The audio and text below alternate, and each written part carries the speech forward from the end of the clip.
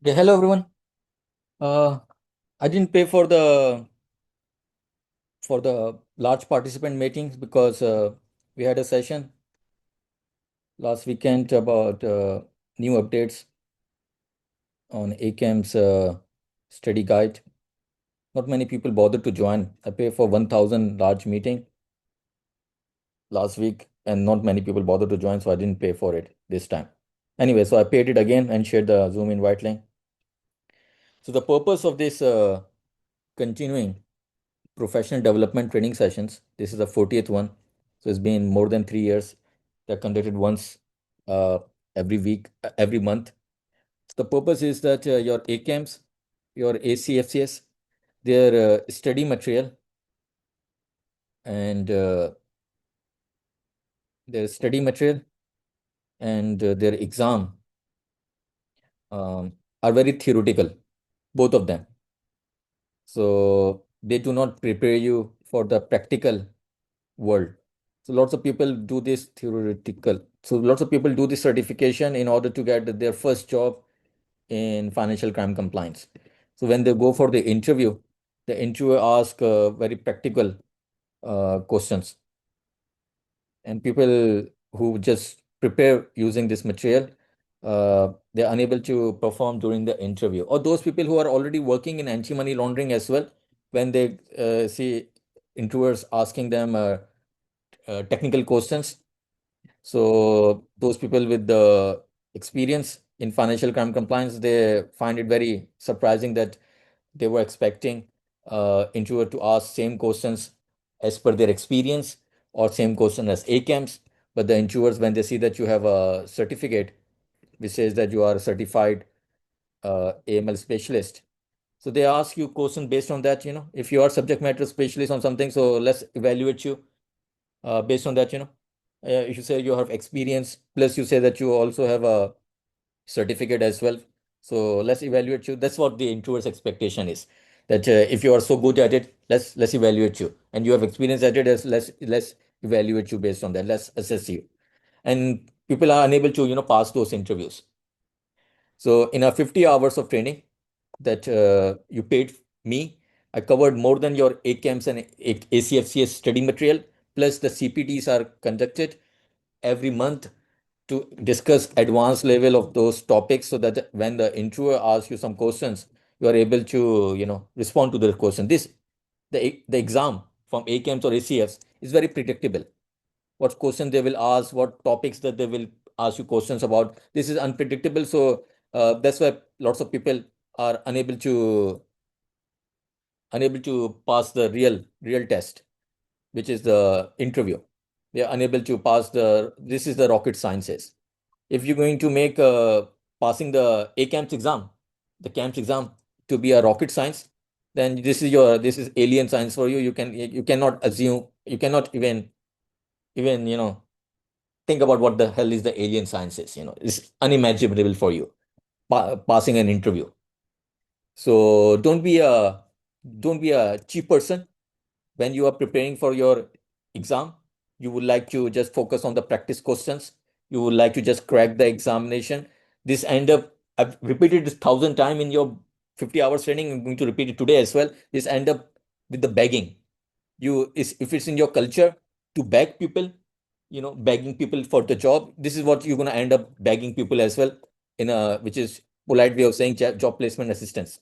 You're going to be begging people on LinkedIn, please help me get a job.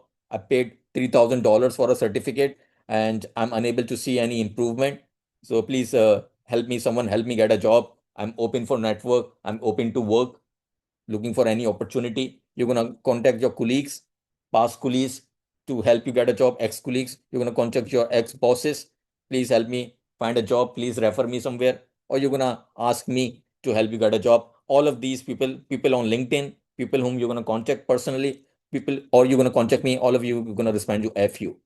F you. No one's going to help you get a job, because if you were able to prepare yourself properly for both of those things, you do not need anyone's job. No one needs, you do not need anyone's help, anyone's assistance. When you apply for a job interview, you are able to convince the person who's going to interview you, or you can able to impress with your knowledge and your experience, that to select you. Convincing is through that whatever the experience that you have working somewhere. Impressing is that whatever the experience you have plus knowledge that you have. Your knowledge is more than your experience. If you have any experience, if you have, let's suppose, zero experience, but you're technically sound, you know end to end everything about the anti-money laundering, increase your chances of getting hired because you're able to impress someone. They're going to see that how many years you have worked, either 0 years or 5 years or 10 years, but your knowledge is much more than what your work experience is. So either you're impressing someone or you're convincing someone during the interview. If you can't do any of that, you know, you can't convince someone, you can't impress someone, you're gonna end up begging, you know, please help me get a job. Cheap people with their cheap mentality, you know. So that's very cheap thing that you spend $3,000 and you still end up begging people. So this is the mentality. You can see that there are 215 people who have bothered to join out of 3,300 people from 51 different batches. So this is the mentality. What the hell this rest of the 3,100 people are doing? They're gonna beg people. Either I'm gonna assume that all of them have all 3,100 of them have gotten a job and they do not need to prepare for the interview. So that's good, good for them. If they haven't gotten a job, better job they were looking for, so all of them will end up begging eventually, begging publicly or begging personally, and begging leads to fu. No one respect anyone who beg. If you are a winner, you do not need anyone's begging. If you are a if you can get your yourself girlfriend, so you do not need any. If you're asking your friends, please set me up with some girlfriend. I need a girlfriend. Set me up. I can't find a girlfriend myself. I do not have any personality. I'm not funny. I'm not successful enough. Please help me find a girlfriend. It means you're a loser. Winners do not ask for the girlfriend. They get the girlfriend on their own. They know how to speak with a girl. So winners get the job on their own. Cheap losers spend $3,000 and then they beg money. They beg for the job actually. So don't be a cheap loser. It's gonna happen with you if you're going to be a cheap loser. So the 50 hours and the CPDs, these supposed to prepare you because since the interviews are unpredictable, sometimes interviews are thematic. Let's suppose your interview is gonna pick a theme and it's gonna drill you if the interview is, let's suppose, 15 minutes, then technical round. So that interviewer is going to drill you on that topic for 15 minutes. And if you have weak understanding on that topic, then you're going to play a guessing game. Every question the interviewer is going to ask you, you're just guessing the answer. And they can smell the blood on you when you are guessing, and they're gonna actually laugh at you during the interview that uh, who the hell advised you to spend $3,000 in doing a certification, or or they're gonna say that who the hell gave you a certificate? How the hell you were able to pass the exam with 75? You're gonna say that I passed the exam with 75 because I played the guessing game in the exam as well. I selected right 75, but I passed the exam with a bare minimum marks. So 62% was the right answers, said 37 were my wrong answer. The examiner still gave me the certificate. The certificate says that I'm a certified AML specialist with 75 marks that I passed the exam. Yeah. So cheap mentality. I see this so many times. This low IQ people, they beg people, random people over the internet. Please help me get a job. So don't be a loser. This CPDs are on particular themes. I'm gonna train you on a topic, pick a topic, train you for 2 hours. So if they ask you any questions on this, you should be able to respond appropriately. At least build some technical sound knowledge. So the training session that we had last month, model validation, is connected with what we are going to discuss today about the data protection, the AI.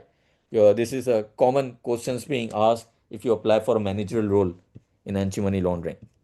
So how AI impacts negatively or positively in money laundering and anti-money laundering. So kindly, the time right now is to for you to have mercy on your career. You know, you need to. Too many people are financially dependent on you, your family, and if you're not doing things the right way, you're going to be beaten easily by the AI in next few months or next few years. And also, too many people already have these certifications. How are you going to compete with those people who have post certification experience already? and the AI. You can't compete if you're not technically sound. You just want to pass the exam. Your cheap mentality is to crack the exam quickly with some past questions. Because you did your bachelor's degree, master's degree, all your high school, senior school, whatever, by doing the past questions, you want to pass the exam with the past question. And how you're going to pass the interview with the past questions as well. Have some common sense. So AI, data protection in anti-money laundering, uh, and AI element. I'm going to summarize lots of things today for you in the 2 hours. Kindly, please uh, focus in a way that you're able to remember few things and you able to use some terminologies that I'll explain you today. Use those terminologies intentionally during your interview, so that you sound like a person who is very knowledgeable. Increases your chances. Please have mercy on yourself. You know, don't beg people to help you get a job. Don't beg people to prepare you for interview. Don't beg people to help you with the resume building, CV building, or don't expect people to give you reference to get help you get a job. You can get all of this on your own. Have some self-respect. So try to first of all join live, try to remember few things, learn some, technical knowledge. Okay. So we're going to start with the something called Dubai chocolate. So these Emiratis, Bahrainese, Kuwaitis, uh, Qataris, these fat losers, Omanis, who's missing? Kuwaiti, Saudi, the one, no, the pioneers of jihadism. So these fat losers, fat, ugly, mm, ugly losers, they've been eating dirt for thousands of years, all their life. So when they finally got some money, 50, 60 years ago, so they don't know how to spend the money. So they hire white girls from Ukraine, Romania. We all know that. Just a quick reminder, from Russia, Romania, Bulgaria. They are Instagram influencer, only fan page girls, OF girls, TikTok influencers. They ask them to come to Dubai, and they poop on them. We all know that. It's very very much common knowledge. So until June 2024, when you used to Google Dubai chocolate, used to show the news articles about these fat losers. They have been fat, or they have been ugly all their thousands of years of their history. So finally they got some money, so they want to degrade the white ethnicity, white race. So they intentionally, they do not invite brown girls or the black girls or the yellow girls, or only invite white girls. They want to degrade the white girls. So pay them, and so when you should Google that, you should show the Dubai chocolate about the pooping. Chocolate is means poop. Dubai people come with money, come to and invite the white girl. So when you search it today, it shows that this cheap thing, this Dubai cheap chocolate with the pistachio, which have aftertaste. You have to eat something else to remove that aftertaste. Tastes so ugly, sour. So the internet is flooded with this positive information, the Dubai chocolate, that they introduced last year. So positive info. So previously, it has negative media about these losers. So when someone search about them, they all only used to find this. In order to remove the negative media, adverse media, they come up with a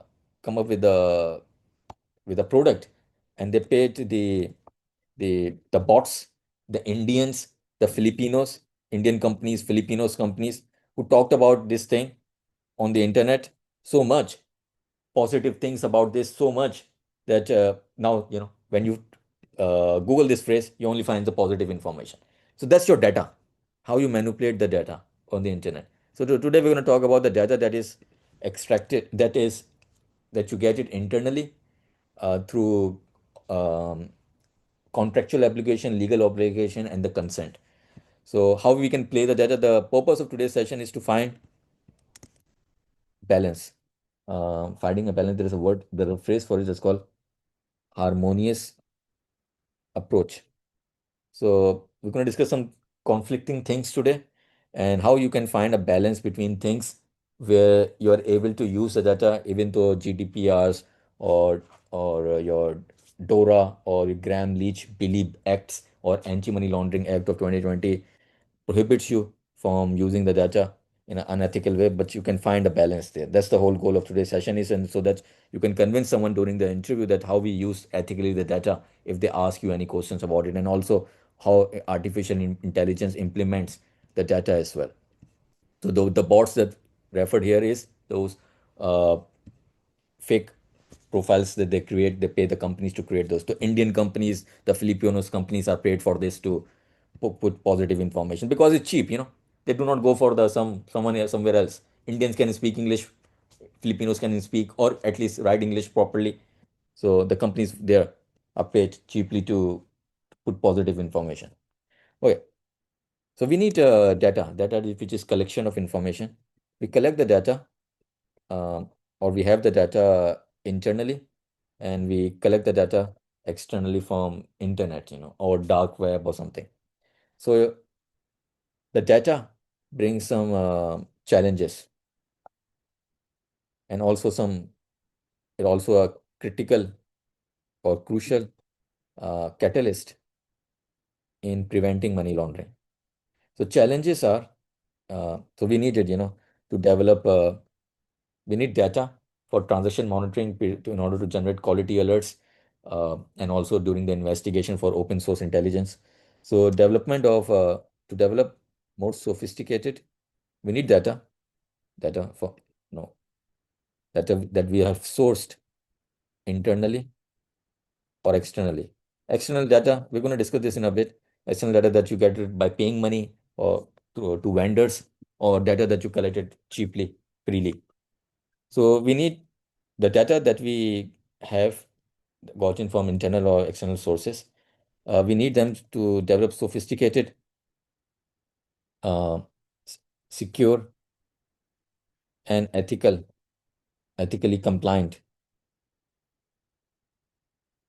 policies, procedures for anti-money laundering. It's necessary, but the challenges are uh, there are lots of law in every white people country and some brown people that imposes strict restriction on data usage and data sharing. Strict restriction on data usage and sharing. Okay, so you use data for three purposes. When you collect it internally or external sources. I'll explain this in a bit. Okay, the data, because of the law, your GDPR is the most famous one in EU. The DORA that came out last year, came out in 2023, but implemented in 2024, DORA. This is a digital something, DORA EU, sorry, EU. As a Digital Operation Resilience Act. Um, the famous one in America, because Americans are the pioneer on everything. They come up with something new before anyone can come up. So this is the one that's called Graham Leach Bailey Act that came out in 1999, and Anti-Money Laundering Act also that came out in 2025 years. So these two are the American ones. These are the European ones. Those are the famous ones. But lots of countries have their own. British have their own. Australians have their own. Canadian have their own. No one cares about Australia, British, or Canada. It's the Americans and the Europe that are everyone talked about. So when you have the data, you need to handle it carefully because it can. However, you got the data. I'll explain this. How we source it internally, externally. So when you have the data, in order to comply with the law and be able to find harmonious approach, finding a balance where you are able to use it for your purposes and be able to avoid any violation, data private protection laws violation. So you use the data when you're handling it. It comes with the approach of data minimization. minimization purpose limitation and storage limitation.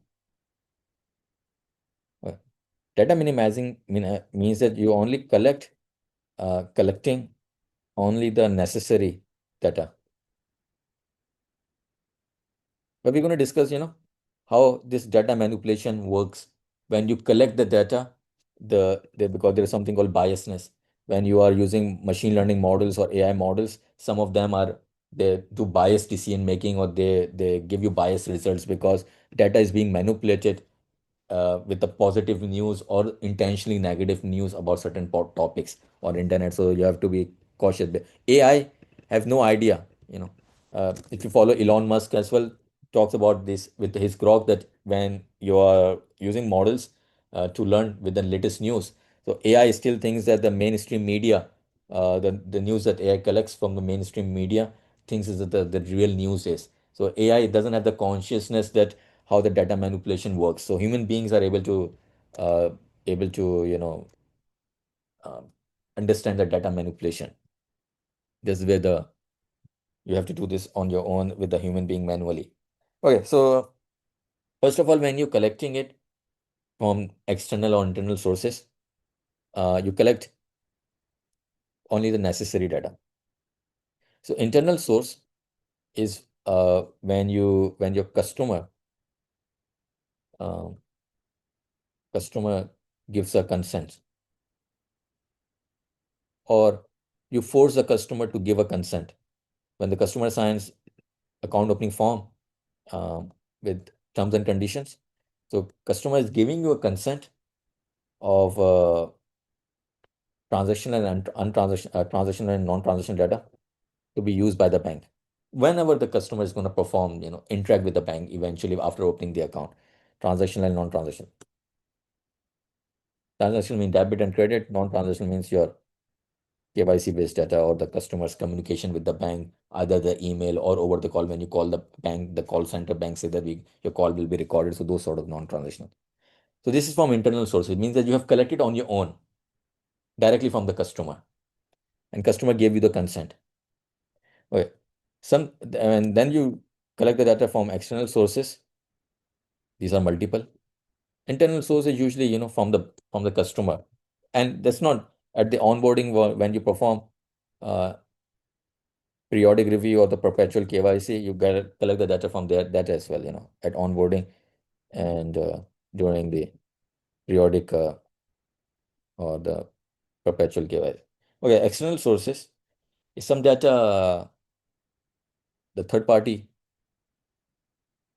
provides you, vendor, like PEP list for PEP screening. This data that you got from vendor, uh, or you get the data on your own by doing internet scraping. So you have the tools, although you may be using a third party tool as well. So you using your own approach in collecting data through open source intelligence by using Google. So either you're using a tool or you're using just Google to collect the information on your own, or you have asked the vendor to provide it to you from external sources. So this can be reliable data as well, because the government databases or government websites provides you reliable data, but the public data that is available, that may not be reliable because it's flooded with the manipulation. So results in wrong decision making. Anyway, so when you collect the data from external sources, some of it is free, some of it is paid, third party gave you, or some of it's free. So it brings in lots of complication. Um, those complication um, can lead to violation of anti-money law, violation of the data protection law.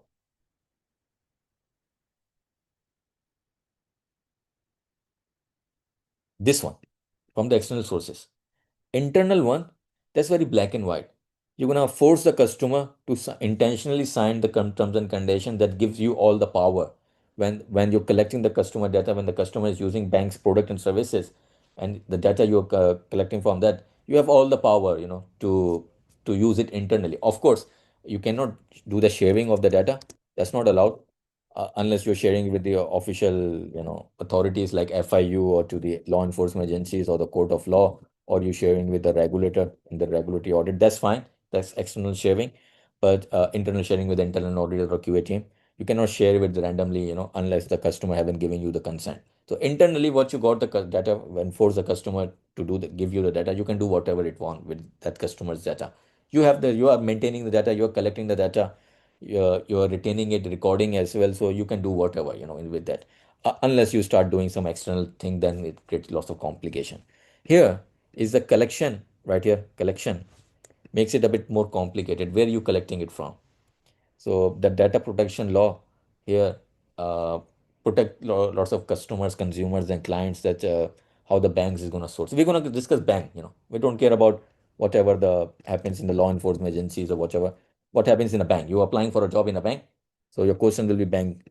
How interest is going to ask us, what do we do with the data when we collect it from external sources? Okay, so since you collect it from the giving money to the third party, or you find it yourself, so it comes with some lots of issues. First of all, you need to check that is it a reliable data, it's not biased, it's not manipulated wherever you get it. Either third party gave you or you get it free. Secondly, when you get the data, you make sure that it's not full of noises, not full of irrelevant data. So also, you're not collecting intentionally too much data as well. So you're only collecting the necessary data. And when you collect the necessary data, it doesn't comes with some irrelevant things, because that's gonna impair your decision making. With when it comes with irrelevant information, or sometimes it comes with the incomplete information as well, where you're not sure uh, the data that you collected is enough for you for decision making. Externally as well, you thought that internal and external would be enough for you uh, to do this, but unfortunately you find incomplete data, however you try to collect it. So when you're collecting it, you only collect from legitimate sources. It brings um, contractual obligations, or it brings legal obligation. So contractual. So contractual obligation is when you sign the obligation with the third party to buy the tools which come with the data. Tool means software. So you make sure that the third party who have sourced the data compile it for you, prepare it for you, compile it for you, clean it for you, and then give it to you. It doesn't have any of those issues. It's not biased, it doesn't have irrelevant information, it doesn't have too much information, it's not incomplete data. So you have to make sure that the third party which provided the data comply with the data protection law of your country. Or legal obligation is with the law. Contractual means that you can make sure that you're not exposing yourself to lots of risk when you're buying that paid data. And legal obligation also includes that when there are some lawsuit against you, so you can you can cross file the lawsuit against the third party. If the third party gave you some data that came from unethical sources, you can use the contractual obligation or contract that you sign with the third party, and you can use it against the third party. If there is a lawsuit against your bank for misusing or collect sourcing your data from unethical sources, who's gonna expose to legal obligation? Can be from the government as well, can be from the customer. There is no such thing as safe harbor protection when you abuse the data from external sources, or when you abuse, or when you share the data to someone that you should not be sharing with, the data you collected from internal sources. Yeah. So we use internal data for the investigative purposes, and then file STR, CTR, EFTRs, and VCTRs. That's totally fine. To the FIU, LEA, Court of Law regulator, this is external sharing. That's totally fine. You have safe harbor available against any lawsuit. So, but when the customer finds out that you are sharing the data, that you force the customer through terms and condition, you share it with the to external parties that are other than these one, then you have no safe harbor protection. Zero. Customer is going to file a lawsuit against, however the customer finds out, customer files a lawsuit against your bank, and then of course, your bank have to pay fines and penalties for that because you don't have any justification why you did this. Okay, external parties means that we're going to discuss something called PET. I'll explain you in a few minutes. This is where it's sometimes necessary for you to do some. It's called privacy enhancing technologies, PET. Um, we have a long section. I'll explain you that in a bit. That why you need to share it with external parties and can you share it and what's the benefit of that. So you have zero safe harbor protection. So if someone intrude asks you a question about specifically in detail about this, so zero safe harbor protection, and you have zero safe harbor protection right here as well. Lawsuit can be filed against you. So you can file a cross lawsuit again if you felt that that third party gave you the data from unethical sources, or customer file a lawsuit against you for misusing the data that you collected from unethical sources. So what is the data that we're referring to here? That's called PII, personally identifiable information.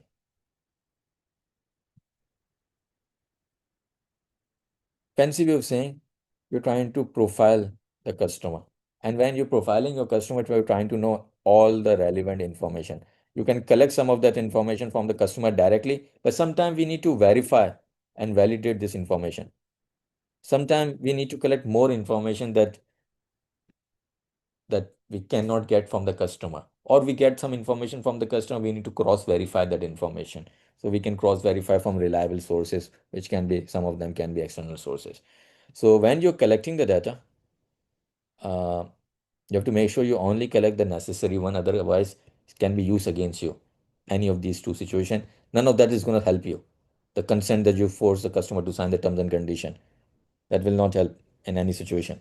The customer, even though you may end up filing an ST, that's why. Okay, so generally, when we draft the STR narrative, the reason for suspicion. So we make sure that if your boss is smart, um, reason for suspicion, you make sure that your main reason to report the customer, the purpose, the main reason was from internal data that you have of the customer. So something that you found the customer doing it right here, that should be your main reason to file the STR. Because if you use some external data to file the STR, that become your main reason. The data that you found, adverse media, anything that you found over the internet, and you use it as a main reason. You didn't find anything customer abusing your bank, but you find something, customer doing outside, that creates lots of issues, you know, that can be challenged by the customer in a court of law. Depends, how good your data protection law are in your country. So if your STR is not an evidence of money laundering, but the supporting uh, documents of STR or SAR are evidence of money laundering. So if those supporting documents came from external sources and you obtain those documents unethically. Customer unethically means customer did not give you consent, or there was no contractual obligation for you to obtain this in the right way, these documents, and you use this as the main reason, as an evidence of STR. And if this evidence is presented in a court of law against the customer can file a cross lawsuit against your bank for collecting abusing this data that you collected from external sources, and you will have no safe harbor immunity to protect yourself in a court of law.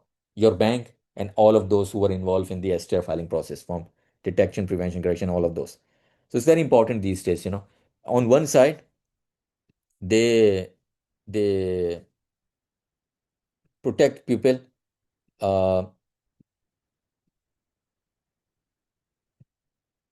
their privacy, their personal information.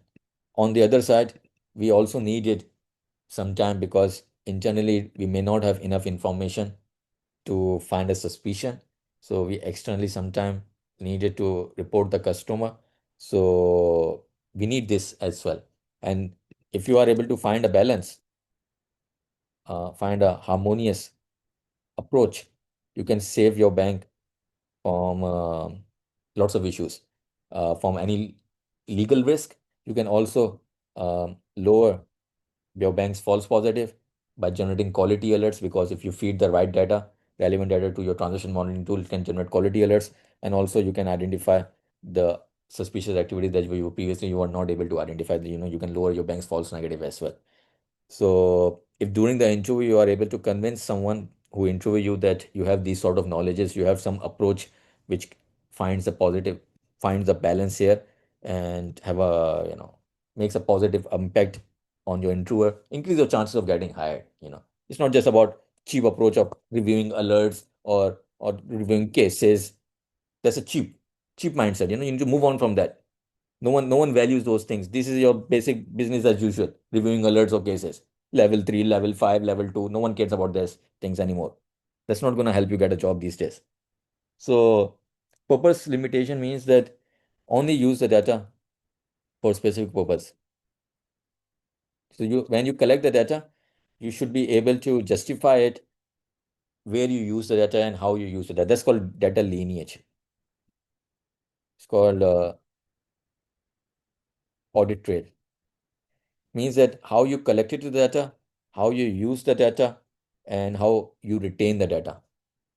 So in your internal database, if you have the audit trail available, uh, and those who review the audit trail, your internal auditors, QA team, regulatory audit team, when they review it, they find it hopefully ethical. They find it in compliance with the data protection law of your country. It's not data protection regulation. It doesn't come from the central bank. It comes from your government. So it says that the process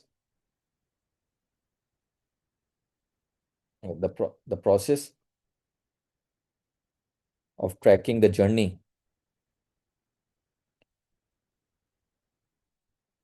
of data from its origin to its final ori- origin to its final destination.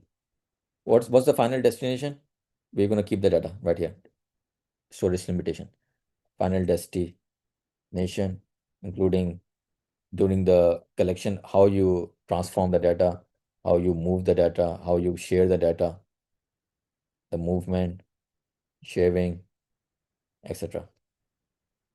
That's called data lineage.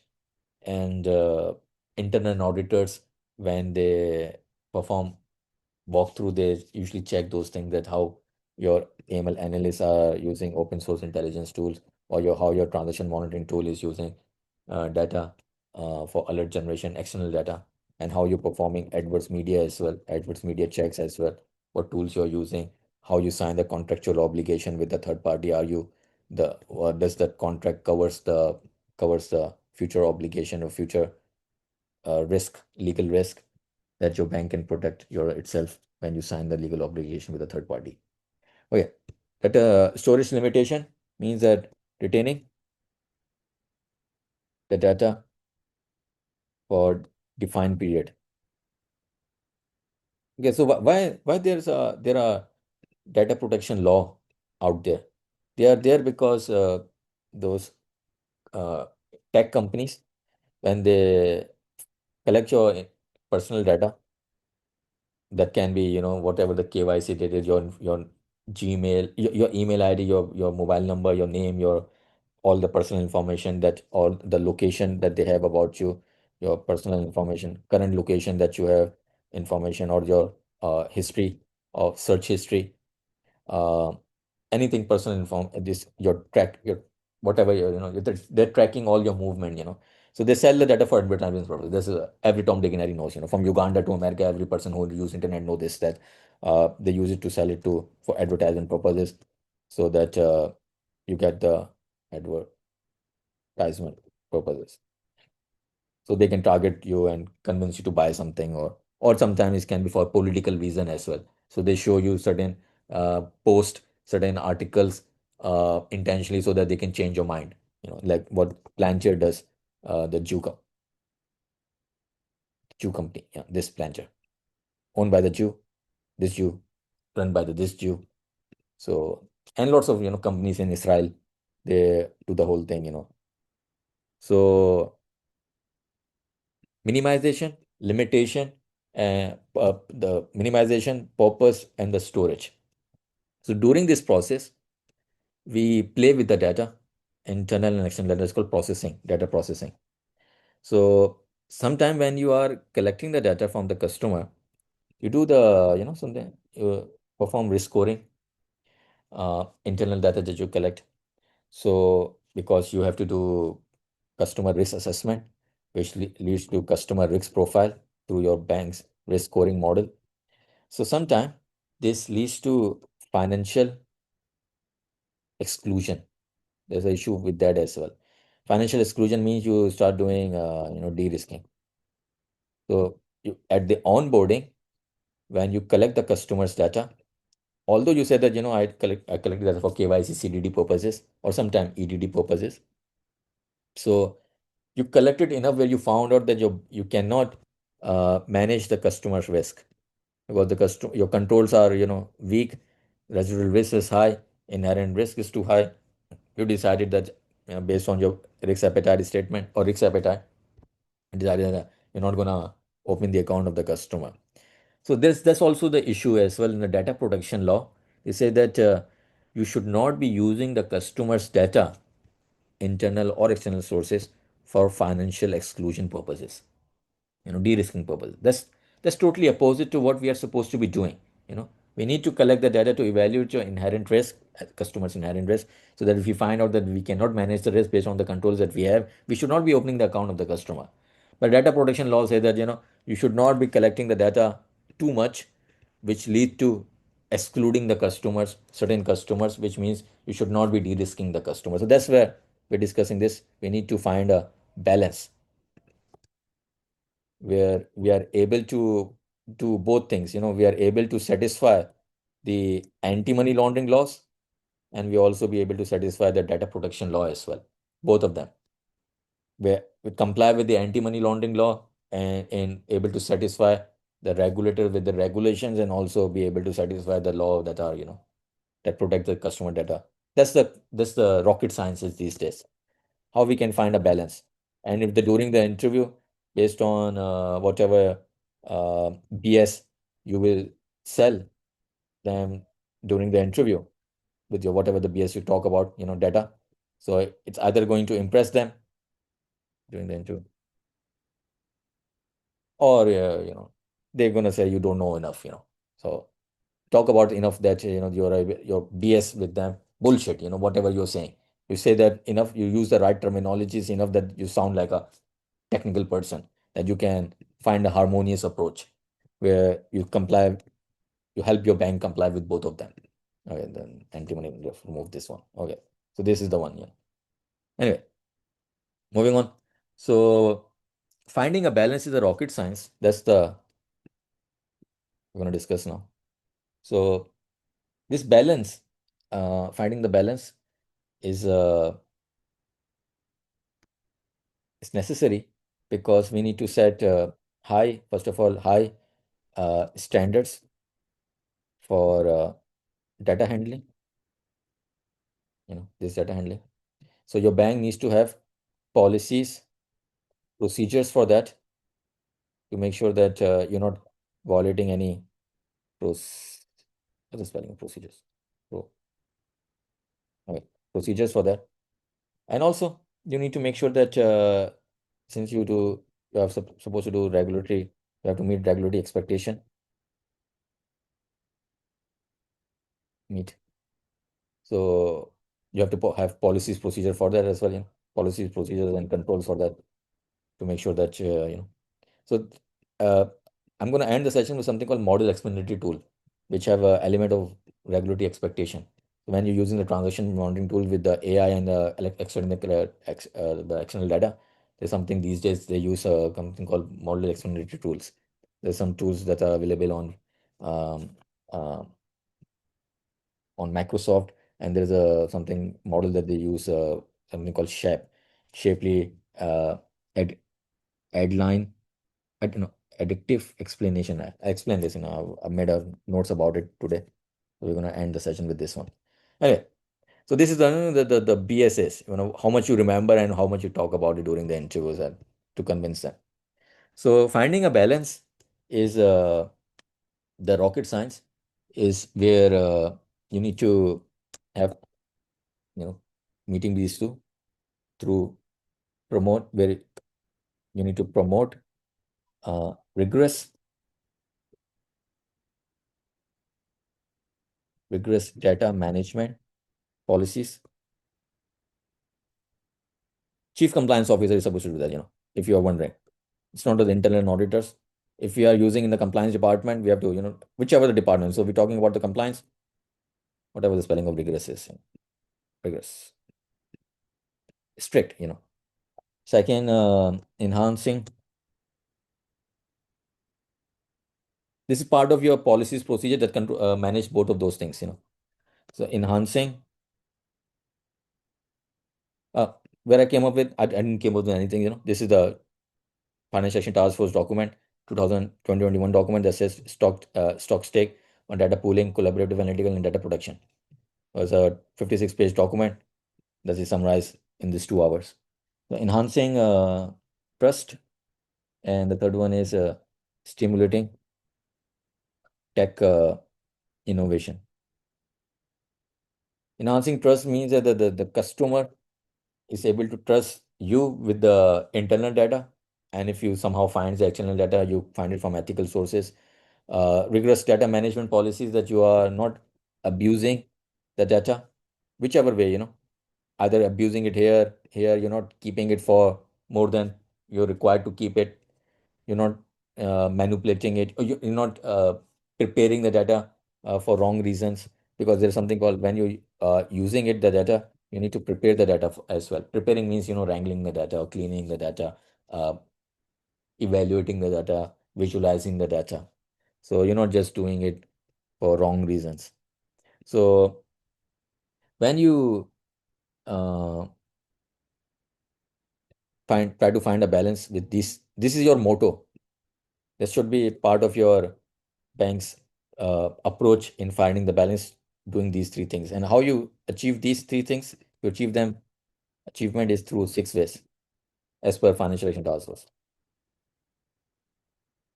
Achievement of the balance, the right balance, uh, where you not violating any law, because these are totally opposite. What this wants you to, not to use it, or only use it for your you know purposes that uh, help you managing the risk, or this wants you to find anything everything that you can find to report the customer. So a bit conflicting, so finding a balance is important. Okay, first one is uh mentioned right here, enhancing trust. So how how are you going to do this? The bank, in addition for your bank to have a AML program, you need to have a data management program. Ev- every department who collects customer data externally and internally, they need to have these policies procedure in the bank. They need to have it in a HR department needs to have it as well, because they have employees can also say, then why the hell you collecting my personal data from external sources? So it's important, every department who have data, then manage it the way as per the data protection law. Okay, so first is enhancing trust and integrity. I'll explain, I'm going to write it down, then we discuss in a bit. So improved data quality and reliability. You need to make sure that the data that you're collecting is from reliable sources, either yourself freely or paying for it. Third, securing secure data, uh, data management, and traceability. This is the important one where I'll explain you again data lineage, where those who perform audit, they're able to find it that source it from ethical sources. And it's also, when you file a lawsuit, um, the prosecutor, they only present the evidence that is a permissible evidence. So that they allowed to present it in front of a judge or a jury that came from ethical sources. So if the defendant finds out that and if they are producing the evidence which is a supporting document of STR that your bank filed, if those supporting documents came from unethical sources, your customer or your lawyer of your defendant, your customer can also say that in front of a judge that this is a impermissible evidence that should not be considered in this case because it came from an unethical courses, and also can file a cross lawsuit against your bank for sharing this um, as a supporting document in the STR. So you have to be very cautious what you do. There is no safe harbor. Okay. Driving innovation uh, in privacy, enhancing technology.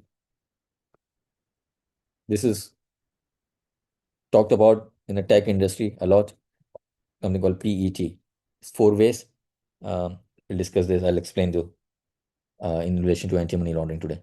Okay, second last is enforcing accountability, accountability and governance. Governance means your policies, procedures. If you have policies, procedures, written policies and procedures, you are one step towards compliance. So your regulator, your internal audit teams, they check that, do you have those sort of policies, procedures, or how your employees, how your AML analyst going to deal with the data, internal and external data in their anti-money laundering procedures. I think okay. Last one is data. Uh, One, two, three, four. Okay, there's no fifth one. There's only five, four. Oh, there's no sixth.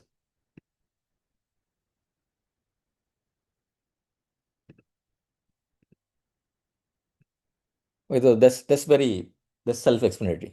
Enhancing trust and integrity. Make sure that the data that you collect from the customer is able to trust you that you're not gonna misuse the data. Integrity as well, that you come from ethical sources. Improve data quality and reliability whenever wherever you collect the data from the internal and external sources that are reliable data. And, okay, this data that you're collecting for customer risk assessment, or you collecting it for transaction monitoring? Well, let's write it down. You're collecting it for customer risk assessment, or you collecting it for transaction monitoring, or collecting it for sanction screening, you're collecting it for TBML, you're collecting it for adverse media, collecting it for PEP screening, collecting it for crypto investigation. However, you're going to use this uh, whatever the tools are used, for this to perform these things, you have to use the data internal, the data that the customer gave you, or customer you are using the data because customer interacted with the bank by performing transaction and non-transaction activities, or the data that you can get from external sources. You have to make sure that the policies, procedures in your bank comply with the data protection law. That's it. We do this. This is this is your event trigger review or event screening, and this is your KYC CDD at the onboarding stage in order to evaluate the customer risk scoring, customer risk profile. So do this the proper way when you are using the data. This is you're required to you do this for anti-money laundering law and to comply with the anti-money laundering laws and regulation.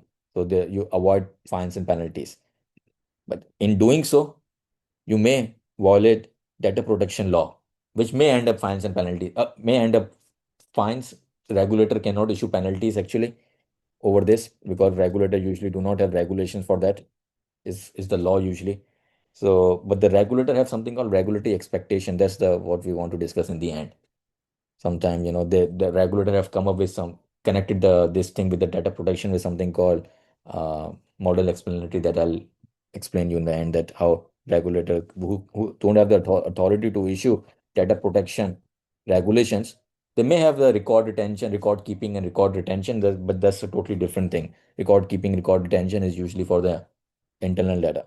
But since the regulator usually do not have the regulatory uh, regulations for data protection, is usually when you violate the data protection law, it usually leads to fines, not the penalty. Penalty is from the central bank, fines from the court of law, which usually your customer is going to file a penalty because you don't have the safe harbor. Your bank do not have a safe harbor protection, safe harbor immunity. So, you know, from reliable sources. Okay, secure data management and traceability. So that's called, this is where your bank needs to have policies, procedure for data handling throughout its life cycle.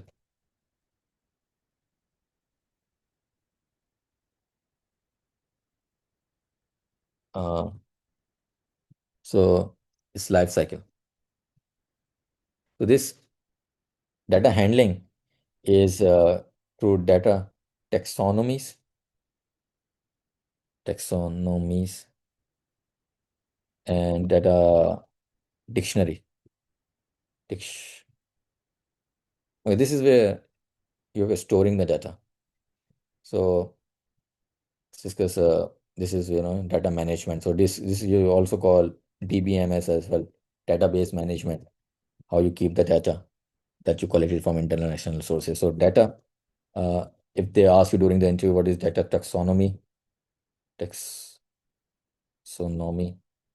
and data dictionary. But data taxonomy is where you keep that the data in a hierarchical structured and hierarchical. You keep the data in a way that you can extract it however customized way you form, through SQL or through MySQL or something, you run a query and you are able to find a customized data if you need it in future. Hierarchical system for ongoing, for organizing and classifying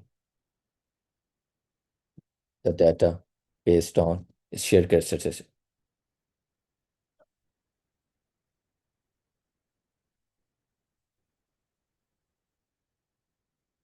Segmenting the data, categorizing that, keeping it the way that, you can extract it in future in a customized way, whatever the spelling of characteristics is. Right. That's called taxonomy, which is storing the data, which is helpful for you to when you need it again in future. Um, this is set of information, that's a dictionary set of information describing the contents, format, structure of the database, and the relationship between the different its different elements, so that when you access it or when you want to manipulate it, you should be able to do so. So, set of information describing the contents, um, format, and structure of the database and the relationship between its element.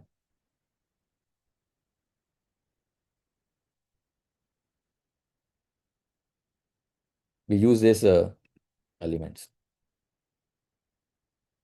We use this because the way you're storing it, you store it in a way that when you extract it, you should be able to, extract it the way in future you want to, so that there is not, many issues in extracting it. However, you want to you extract it in a customized way in future using SQL or using some dashboard. This is where the dictionary is you make sure that you're describing the content. It's like table of contents, or it's like your glossary or something where describing, when you have some glossary explaining the how the data actually different elements of the data. So this is mainly when you're keeping the data. So when someone is performing the data lineage or data audit trail, They should know that, where it came from, how you process it, and how you are storing it. So they find the end to end, everything about it, what you have done with it, how you have collected with it, and how you're storing it. And when you're storing it, how long you are storing it, why you need it in future, how long you're going to store it, what's the reason for storing it for a period of time. So important one is the innovation. When you have the data, sometimes that's external or internal data, we end up sharing with the external parties because of the quality alerts. It's called PET, privacy enhancing technologies, where you are able to use it uh, and still be able to, where you are able to share it with other than these parties and still be able to comply with the data protection law.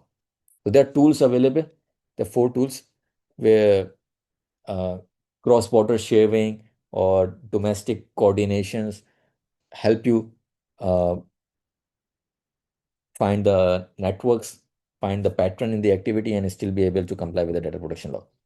So the special tools developed for it. You know, uh, there are tools available. In addition to doing these tools, you have special tools, softwares available, which you encrypted decryption or encryption, where you do not. Okay, let's suppose easy way to understand is, so normally when you use a WhatsApp or you use Instagram or uh, Facebook Messenger, so they say that there's it's end-to-end encryption.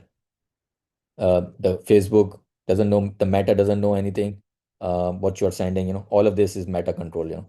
So end-to-end encryption, they do not know anything.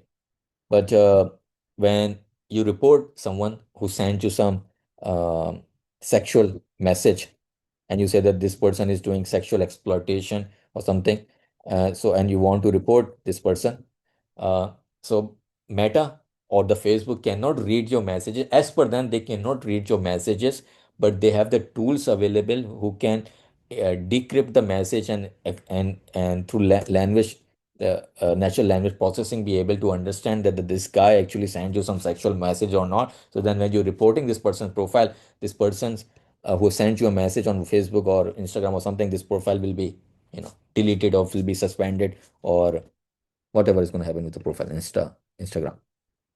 So this is done without Meta or Facebook reading it, your messages, because they think that we have no idea what you're sending, what you're receiving. Is end-to-end encryption. But when someone reported, they have the tools where the tool is going to, software is going to use natural language processing and able to, understand that this was sexual oriented or not, and then lead to reporting. So this is the same thing that we are about to discuss. That where human being is not going to read it, software is going to read it. When the data is being shared, uh, homo homomorphic encryption.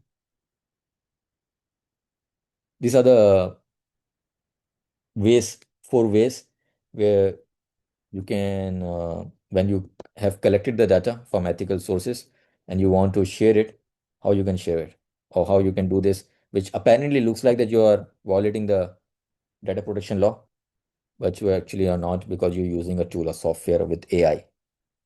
Data anonym, data anonym, anonymization. Okay, let's start with the easy one, which is federated learning. It's a where, let's suppose Bank of America, Chase, JP Morgan, Chase Bank, or HSBC, all of them have account of, let's say, Max Payne, this guy.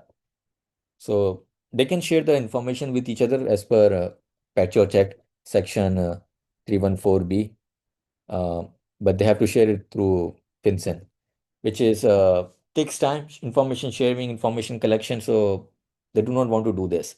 So they all have the transaction, non-transaction letter of this guy, because he have personal account or corporate account where he's a beneficial owner in all of these banks. So if the banks share raw data with each other and they come up with a mechanism where this data, all of this raw data from of this guy having multiple accounts, personal corporate account in these banks, and they are able to share the data, where the data is used by the software or tool to, you know, find the pattern in the activity, find the something called uh, something called clustering or attribution. This way they can, find out, figure it out what the hell is happening when we are not living. Generally speaking, we are a girlfriend of a boyfriend who have lots of girlfriends. So we are living in an isolated world. We have no idea what is happening when the guy have so many girlfriends. This is example. So the guy had so many girlfriends in the past or in the future. You have no idea about his girlfriends in the past. You know about the previous one or the subsequent one, but not all the past ones and all the future ones. You only the girlfriend of the his activities, his behavior with you, with the 7 year, 10 years, 20 years of relationship, or the non-transaction data that you have about the customer. So you don't know his whole life story. You don't know all the girlfriends he had. So you cannot find the money trail and something. So, but if all the girlfriends come together and share all the stories about this guy, then you can see the clear picture. So now you're not in a, you're not playing a guessing game actually. You actually have the end-to-end knowledge about this guy. So this is called when the multiple banks uh, start uh, sharing raw data.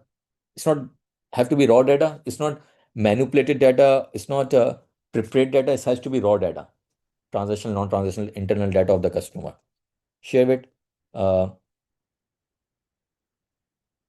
Customers data can be multiple customer, cluster of customers, multiple, or just one customer, multiple accounts. With local data sets means that internal data that you have of the customer, that the customer gave you the consent of using it by signing terms and condition at the account opening form or during the usage of the banking app for pattern recognition. This is where you get the clear picture. So if there is a tool available, these tools are called federated learning tools, softwares, which provide these services of doing this. So who's going to be using this tool, or who's going to be performing? There have to be some centralized body, which most probably again is FIU of your country actually, where you give it to the FIU and all of the bank FIU, collect all of them and then do this. You cannot trust one bank to do this. So have to be some governmental authority who's going it. Most probably will be trusted by the FIU. Okay, next one is computation on the encrypted data without decrypting it. Decryption um, or analyzing. This is analyzing the financial data without uh, so that you're not doing violation or exposing PII, personal information, um, of the customer. So this is what I explain you here, that they say that it is end to end. We're not going to open your message. We're not going to read it, but we will give it to the software who have natural levels for natural language processing, can understand words and make sense by using tokenization, can understand the sentences and may be able to figure it out that what those texts or the pictures or videos sent by someone was sexual in nature. That's why you have reported the person for sexual contents. Okay, next one, secure multi-party computation, which is a bit different from this one, is where you allow uh, multi multiple parties, and in this situation, doesn't need to be a bank here. Uh, it can be multiple law enforcement agencies, multiple FIUs of different countries. This is cross-border FIUs. This can be multiple financial institutions of different countries, or can be where you're doing EWRA, where you have subsidiaries in different. You are a multinational bank. You have subsidiaries in different countries. You collect the data from all the different sources and then evaluate data to perform, enterprise-wide risk assessment to jointly compute a model. Uh, that model which have combined data sets, internal data sets, local data sets of all these parties uh, without revealing individual input without revealing what information the local said they did. So if you want to avoid tipping off,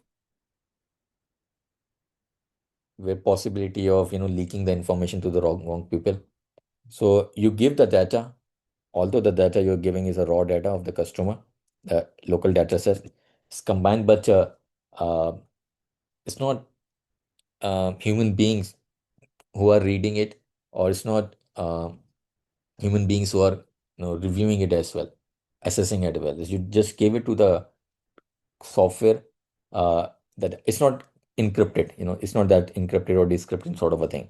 You give the raw data without revealing the individual output. But difference is that here, this is banks in the same country.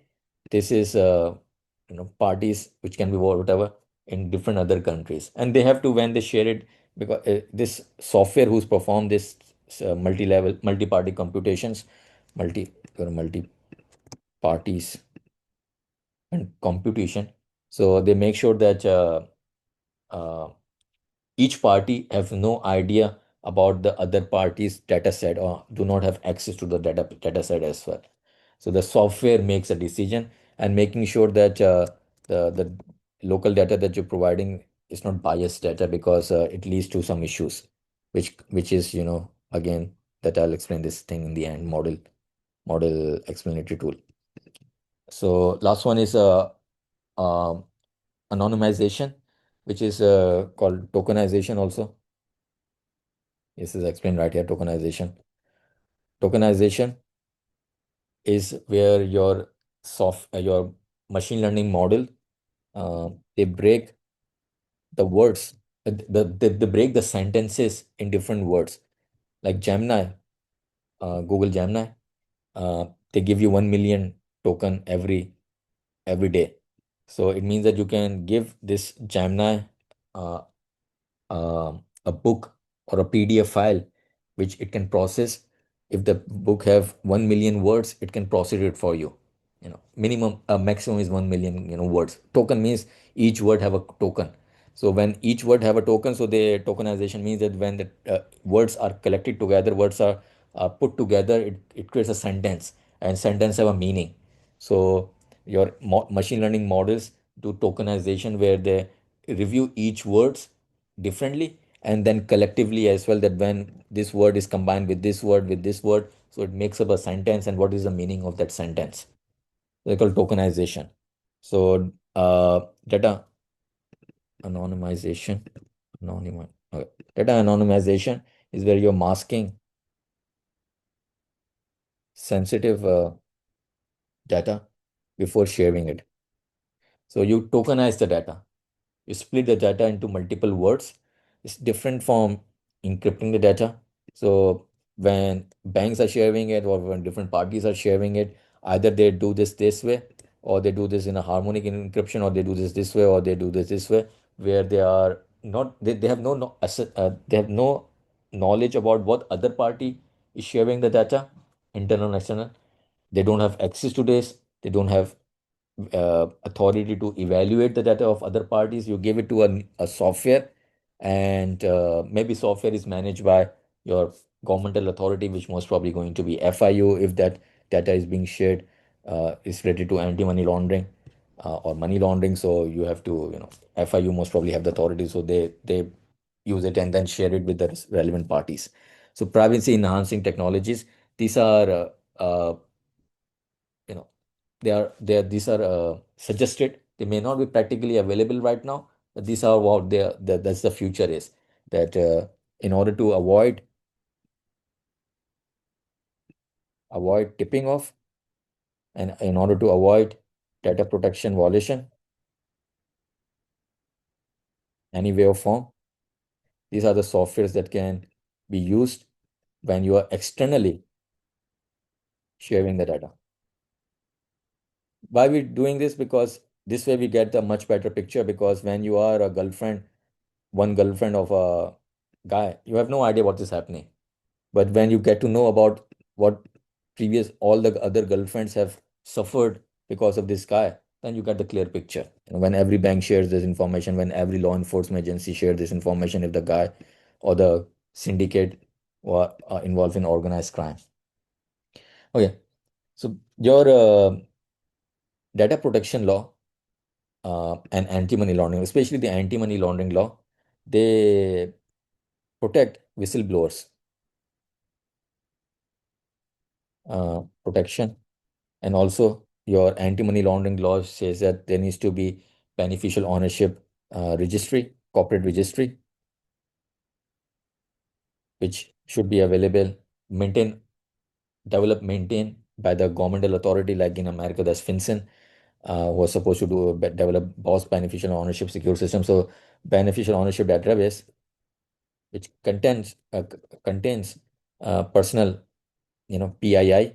It contains the customer's personal information, because beneficial ownership information is the personal information, the full name, father name, date of birth, nationality, tax number, your tax returns, maybe adverse media against you, your present address, your permanent address, uh, all the personal information about you. So this personal information, although government is supposed to maintain it as well and give it this access to relevant authorities to be able to verify and validate the information. When the corporate entity try to open an account in your bank and they provide you beneficial information, you cross verify it with a corporate registry that is maintained by the bank, maintained by the government. So this also may lead to data protection violation, that the customer's information may be abused.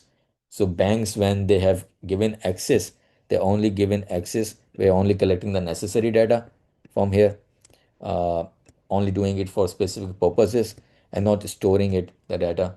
When they're not giving the opportunity to store it, you just have a read only access, and then you cannot copy it, cannot store it anywhere in your own internal databases. And whistleblower protection as well, keep you anonymous, so their information is not available anywhere, because they are supposed to have gotten witness protection to keep them anonymous. So those whistleblowers, or sometime they just need to be kept anonymous. Okay, so this data protection law influence artificial intelligence, because artificial intelligence is used uh, by money launderers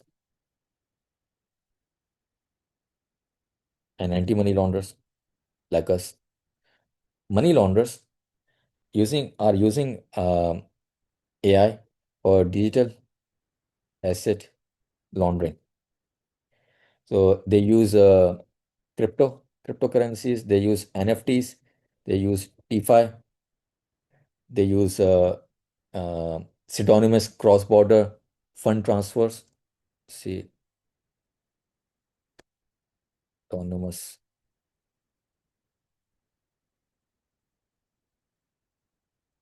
So they're abusing pseudonymous. So they abuse this industry. This is decentralized financial institutions. So they use uh, tech industry, which is using AI. Uh, they are using the AI of those tech industry to mask their personal information, hide their personal information. Uh, how they are able to do this? They do this by creating bots, pseudonymous profiles or anonymous profiles. Pseudonymous means that it just have some information, but not all the information. So they create bots that looks like a human being, but they're actually not a human being. The bot may have a picture, the bot may have a mobile number, the bot may have a Gmail email address or Hotmail email address, but they're all, being used by bots.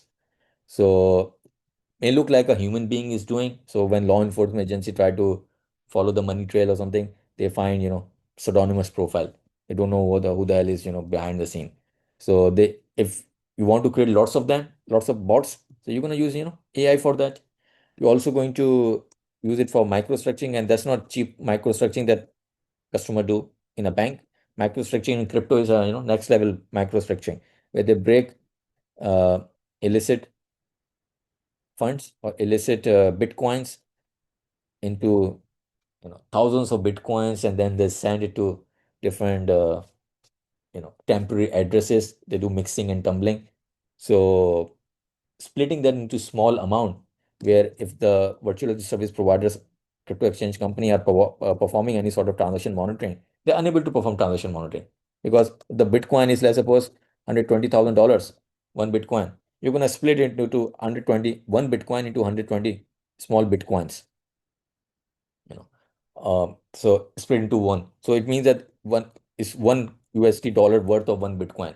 So your crypto exchange company cannot set a minimum threshold in for transaction monitoring, alert generation, rule-based detection for $1.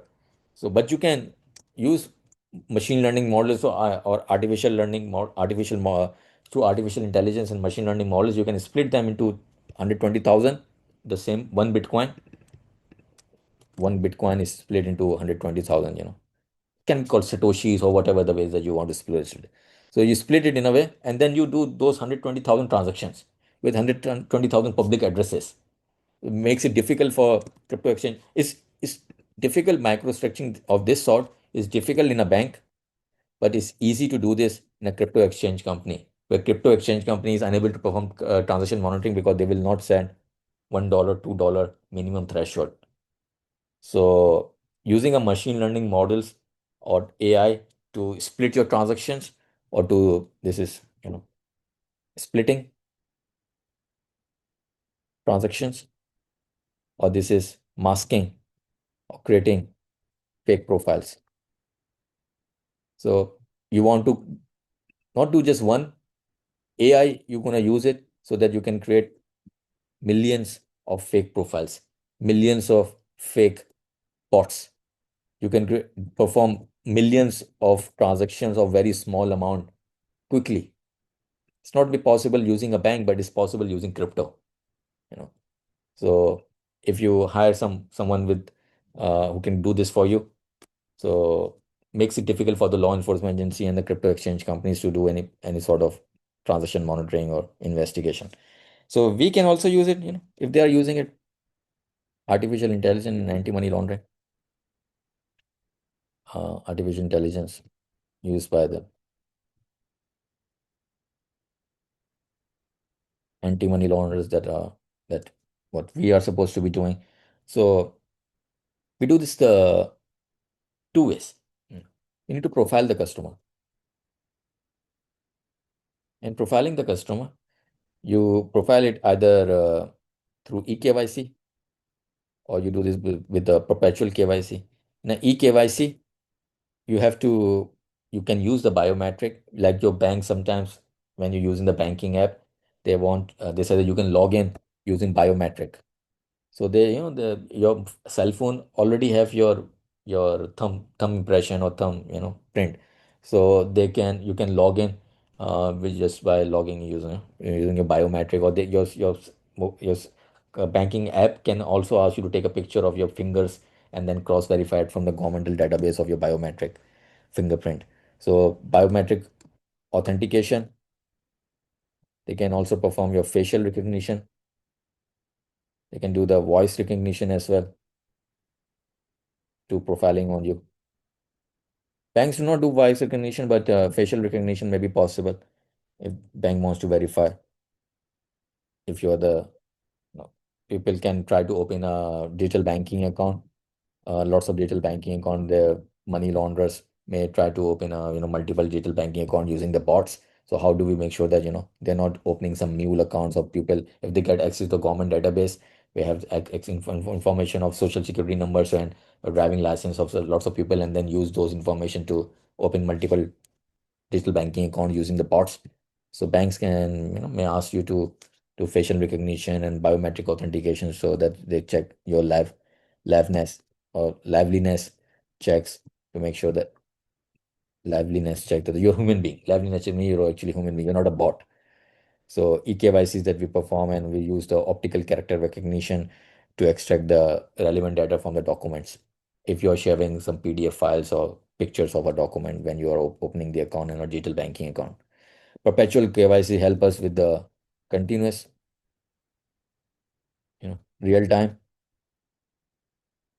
near real time updation of the KYC of the customer using the documents. We use it for customer risk assessment, which is actually KYC, or the during the maintenance, the customer risk assessment that we perform, or enterprise-wide risk assessment. So, and transaction monitoring, we use artificial intelligence for transaction monitoring in order to collect the data that may be, adverse media data. So if the tools that you're using there for adverse media have national language processing or tokenization, it can search the internet and find the right information for you rather than what Google do, because it will lead to biasness. You do not want to collect the what Google want to throw at you, because you gonna think that these losers who suddenly got some money, they are the most ethical people out there. They're actually selling chocolates. They're not selling any chocolates, selling poop. So you think that there's nothing negative about those fat Emiratis. So when you're using the transaction monitoring tool, uh, you have to consider five things.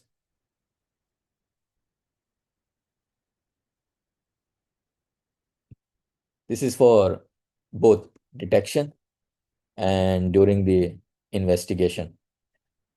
During the detection phase, you feed the data, internal, local data, and external data to generate quality alerts to make sure that it came from ethical sources, and also internal data you have updated data of the customer, the KYC that you have is you got it from eKYC or perpetual KYC, where you have the quality data, up-to-date data, accurate data. So your transaction monitoring tool for the detection need those data for network analysis, needs the data to robotic process automation, needs the data for open source intelligence. That's during the investigation. Need the data like few months ago I trained you for best usage of the open source intelligence in June, OSNIT, INT, Okay. Blockchain, uh, blockchain tracing for technology for both the on-chain analysis and the off-chain analysis. And lastly, entity resolution.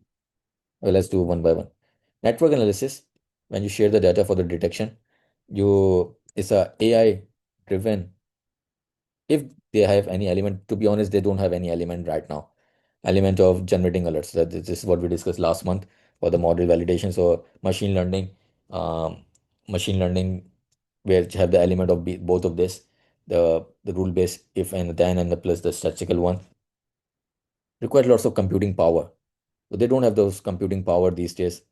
Your Oracle, Actimize, SES, FICO, they don't have those right now, but they will sell it to you that we have the element. If your IT department can provide the computing power, they can use a machine learning element to do all of those things. The AI driven, so-called machine learning driven transaction monitoring can identify hidden relationships between seemingly unrelated clients, unrelated individuals, unrelated entities. This looks good on the paper saying these things, but practicality right now is not possible. But it's good when it's coming out of your mouth during the interview, because it's feel good sort of the words that they want to hear from you, that you have knowledge about these things, you are interested in these things, and this is the future that you are keeping track of, that your AI driven transaction monitoring tool can perform network analysis and identify you know that currently rule based detection cannot identify. So robotic process automation avoids errors, RBA, repetitive tasks. Repetitive tasks are performed by the RPA rather than human being during the task, because repetitive tasks usually leads to errors. Next one, open source, where you collect and analyze, hopefully, hopefully, uh, unbiased and reliable reliable, and relevant data. If you're using Google, if you're using open source intelligence tools like your Bloomberg or um, Bloomberg terminals or Dow Jones terminals to collect the data where they do internet scraping for you and then analyze it and for reporting purposes. Publicly available data, um, but have to be ethically obtained, ethically collected. On-chain analysis that we perform, that information that is available on the blockchain, and the off-chain analysis that we do, where we can find any information of the customer on the public source information, maybe on the dark web. Someone is buying something and share their information, which we can use it against them to report STR. Entity resolutions is AI, where we use AI to identify individual entity across different data sets, it's consolidating information from the various sources to create a single comprehensive view of the customer, thereby enhancing financial crime detection. I'm just reading from my notes. Entity resolution means that when you have data from multiple sources. Again, that's maybe in the future, that's not happening right now. Multiple sources, maybe when multiple law enforcement agencies are sharing it, if they are able to trust each other, or FIUs of different countries are able to trust each other, then sharing it, which is difficult to develop a trust actually these days. Or multiple banks of the same countries are sharing with the FIU of the same country and, and sharing their raw data, where then the data is processed to find so this is you doing it within your bank. This is where you're doing it by sharing your data to someone whom you can trust, and they do it where they collect it from different other sources and then find the pattern. They find the another, what the customer is doing by consolidating data, by performing the comprehensive review.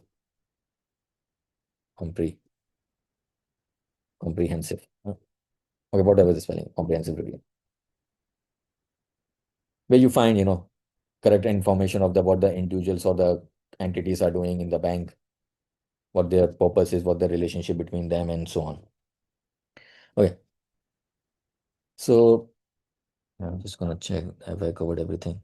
Okay, so since the AI, the its machine learning models, they are fed the data from public sources sometime, or sometime they sign contract with each other, like OpenAI signed a contract uh, with the Financial Times 2 years ago, so that they have access to Financial Times, that perform analysis on different things or different country, macro level, micro level analysis, this famous, website, news media, so outlet. So they sign so that they can get access to this information, and so that if the customer asks any analysis on some, so they have the 100 years of Financial Times, all the more than 100 years of whatever the Financial Times is keeping the data. So they wanted to perform machine learning on all the data the Financial Times have been keeping in the last 100 years or something. So you can sign it from by then you have to sign it with lots of parties, like the OpenAI sign it with the New York Times, OpenAI sign it with the Harvard University, whatever the data they're keeping, if they are keeping their local data set, so they want access to that, so that they can train their models. And then when you ask or give a prompt and ask a question, you should be able to get a clear picture, because the machine learning model have been trained to that sort of data. So some data is publicly available, some data you have to sign is through contractual obligation to get it. So however you're feeding the data, this data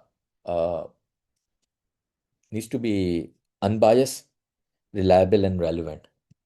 Because if it's biased and it's with too much information, irrelevant, and also it's from unreliable sources, full of rumors, full of fake information, fake media, fake news. So if the machine learning model is going to learn from this, it's going to give you wrong decision making, wrong answers. So the same thing, if you give it to the transaction monitoring tool to perform uh, detection, suspicious activity detection, you give it biased data, unreliable and irrelevant data, it won't be able to lower your bank's false negative, and lower your bank's false positive as well. So have to make sure that what you are feeding it, if it has, currently they don't have, but it, if your transaction monitoring tool have some element of machine learning, artificial intelligence, which requires lots of computing, your IT department will not be providing those computing powers when you perform behavior detection one. But if they somehow you are able to convince the IT department to have those sort of computing power, so the transaction monitoring tool can perform some machine learning, artificial intelligence driven analysis, then you need to also make sure that you give an unbiased, reliable, and relevant data. So where you're gonna keep get the data, reliable, unbiased, and relevant data, the internet scraping that you perform using different tools, separate tools rather than the transaction monitoring one, or you buy the data from the third party, or and the data that you have in the from the local sources or internal sources. So when you're doing all of that, it lead to something called model explanatory tools. Central bank regulator, in order to meet regulatory expectation, you have to do, detection, prevention, correction, all of these. So during the detection phase, you have to, identify all the suspicious activity that your bank is supposed to identify as per your bank's risk tolerance level.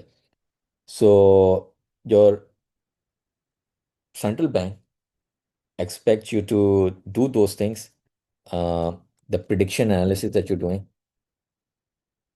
that this is money laundering activity, or the risk scoring that you have performed in your customer risk assessment, or during the maintenance of the account, or at their onboarding, or the prediction analysis that you're performing in your transaction monitoring, where you're analyzing and performing analysis that this may be a suspicious transaction, which will be analyzed by the human being AML analyst to then report the customer.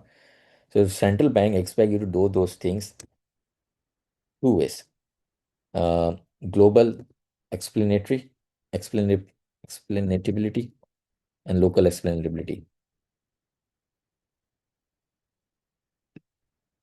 We want to discuss local one, explainability. Uh, explainability means that where you are able to convince uh, the central bank the measures to detect suspicious activity that you perform, the measures were appropriate measures. One example is FCCM. We're discussing local one. Local one means that whatever the information that you have available in your bank, and you're using that, uh, either internal information or external information. You're doing it net internal analysis. By collecting external information, local information, internal information. So the FCCM from Oracle, or SAS maybe as well. Doesn't need to be Oracle, Mantas, your Actimize, whatever. So they have something called the SHEP. When they perform uh, rule-based detection, when they're predicting that this may be suspicious transaction, rule-based detection, the algorithm have something called SHEP. SHEP means shapely, uh, shapely, adaptive, and P is your explanation. Mm, like something's wrong. Okay, adaptive explanation. This this is an algorithm which is developed as per game theory. The complicated algorithm they are running in the rules is come from the game theory. Game theory is like where your decision is not your own decision, because your decision based on so many other factors, external factors that are influencing you to make that decision. So you cannot make the decision if you want to. You don't have the freedom to make certain decisions, because variable factors are always influencing you to make the decision. So the same way, it's not just when you're performing the rule-based detection, it's not just one thing, it's zillion other things. So it's not just when you perform below the line testing or above the line testing, you're going to lower the minimum threshold, is going to increase the number of alerts by 10% as well. No, that doesn't happen, because there are so many other factors involved in customer segmentation, mode of the transactions, jurisdiction, the type of protection services customer is doing, the transaction count, number of terms, the frequency, the lookback. So many other parameters are involved in. So that's called game theory, that when you change something, you're expecting it should to change in a certain way. You increase the minimum threshold by 10%, you're expecting the number of alerts to decrease by 10%. But that doesn't happen, because it's dependent upon so many other factors. So that's called game theory, where so many variable factors are involved, and the particular word for it is called this word, SHAP. So Shapley additive explanation. Okay, P here is the, it's not E here. The P here is the cap. This P plex explanation. A for additive, as it means from Shapley. So this game theory is a contribution of multiple factors for prediction. So many things need to be fall into this criteria for you to generate alert on the customer, and all of those criteria need to be set as per your bank's risk tolerance level. Okay, I didn't discuss with them, but let's say the current one must probably discuss with them. Yeah, this risk tolerance level. So when you're trying to meet regulatory expectation, convince the regulator that you perform the measures, appropriate measures to uh, generate the alert. Did I mention regulatory? Yeah, this is regulatory expectation. So when you're trying to meet regulatory expectation, it starts with detection. So central banks finds in the regulatory audit the detection measures that your bank have, where you are feeding your transaction monitoring tool the local data and the external data to perform predictive analysis to generate alerts on the customer. Predictive analysis is not the future transaction the customer is going to perform, is a recorded and pending transaction the customer is going to perform. The customer have already performed. So you just predicting that these are most probably a suspicious transaction. Your transaction monitoring tool is predicting. So while the way you have customized your tool based on these factors, plus what you are feeding the transaction monitoring tool as well, uh, you make sure that this tool is fed and customized. This is feeding internal and external, and this customizing is these parameters. The feeding and the customization of those variable factors, your game theory, is dependent on so many different factors that every time it reach the conclusion, the output, this is input, you know internal, external, this is the variable factor, this is the one variable factor in your minimum threshold and so on other. So when give you an output which is an alert or a case, those output meet regulatory expectation, means that the output is every time on all the suspicious transaction that your bank is supposed to identify, your bank is able to identify as per your bank's risk tolerance level. That's called model explanatory, where you convince and explain to your central bank the way you are detecting it locally, explain using the local tools. You're generating the alerts on all the transactions that you should be generating the alerts on. Local data set, external data output, which is alert cases. You do not generate case actually, you generate events on a particular case. But anyway, this is your parameters. I just explain, game theory. Dependent on so many different parameters that you have to customize based on your bank's risk tolerance level. So if you think about during the interview, first of all, you only get few interview calls these days. So if during the interview they ask you a simple question and you intentionally divert this question to give a complicated answer by adding these things that we are discussing, increase your chances of able to impress someone with your knowledge. You may not have experience, you may have less experience or no experience, but your knowledge is, your experience may be 2 years old or 5 years old, but your knowledge is sound like a 10 years old. Or your experience is zero, but sound like a experience of a 5-year-old person or something. Because if this way, increases your chances of getting hired or actually moving to the next round of the interview, which majority of the people usually fail because they chiefly pass their examination and think that they have done Harvard University degree, job is guaranteed. So this is called local way, you know. Global explain. So they have the tools. They just explain you the what uh, transition monitoring tool have. So there is also something called debugging tools. If you feel that your tool have too much false negative, it's not generating alerts on the transaction that it should be generating on. So the tools available for that, maybe used by the internal auditor if they are qualified enough, or regulatory audit team if they're qualified enough. The tool name called Fairlearn from Microsoft. Micro. The goal of these softwares are to understand how to give that internal input and what should be the output, to understand those things and then show you that the way you have customized, does it generate the quality output or not. So these softwares help you identify those issues. So Fairlearn is from the Microsoft. There is a if you have some element of right here, artificial intelligence or machine learning. uh, Generally we have just rule-based detection, uh, but if you add the rule-based detection, yeah, but if you add the machine learning machine learning element in addition to rule based and statistical, at the machine learning. So in order to check that if the machine learning models that your transition monitoring tool is using, it's not being manipulated so easily by the fat Emiratis and fat Kuwaitis and Bahranis when they have flooded positive information. Okay.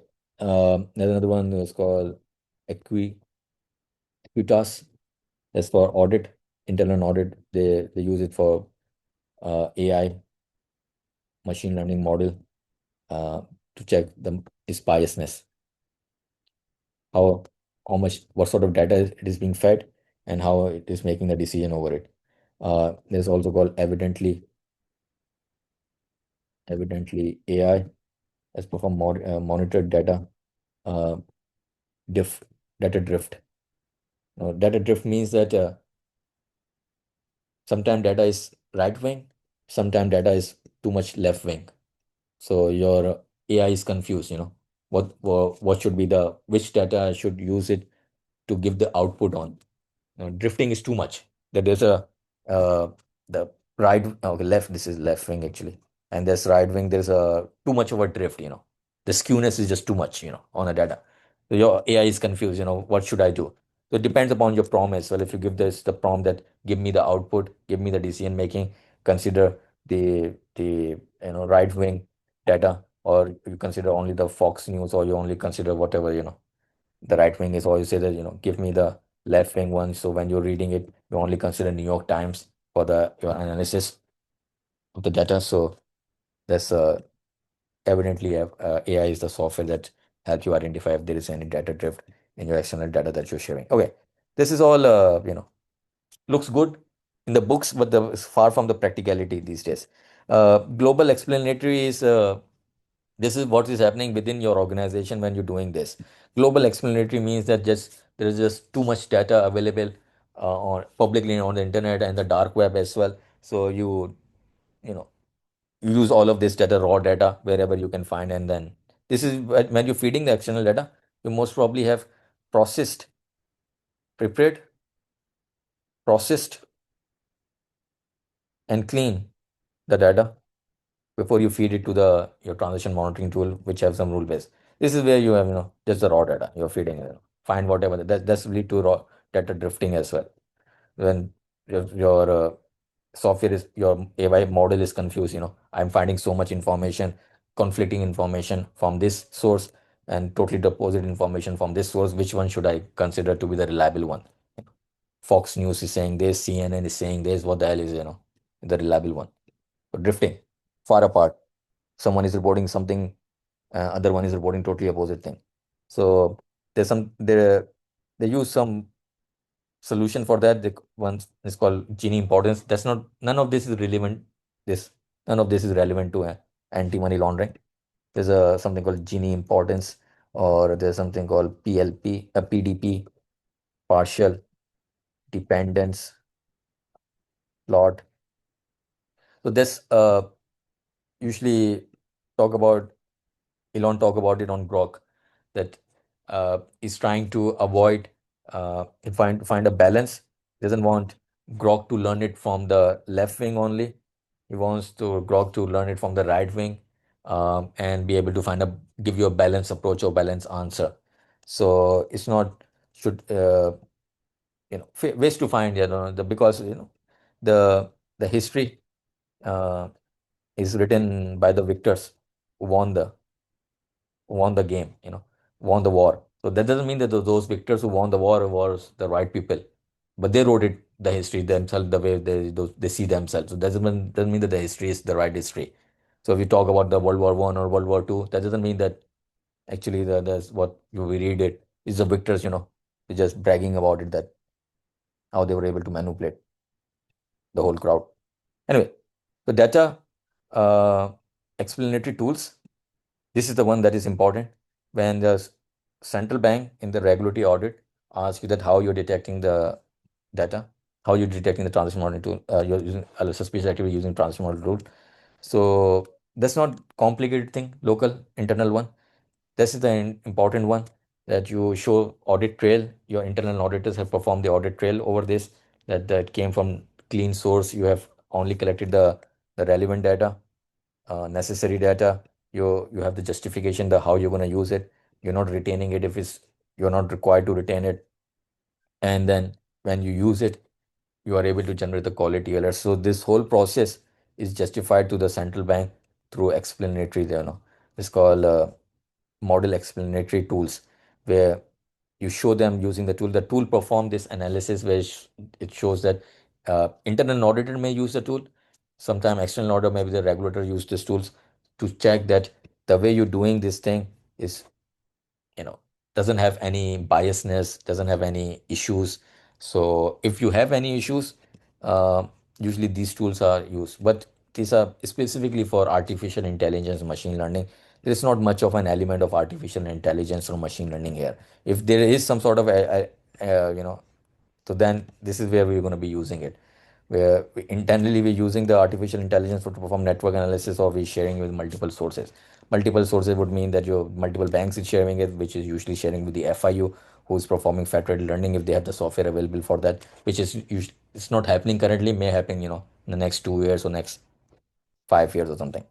So, but the goal is to find a balance. The whole purpose of the today's training session was to explain that what they want you're able to satisfy them, because that leads to fines and penalties, and this leads to fines. So you are able to find a balance between them, which is usually happen when you have the tools available.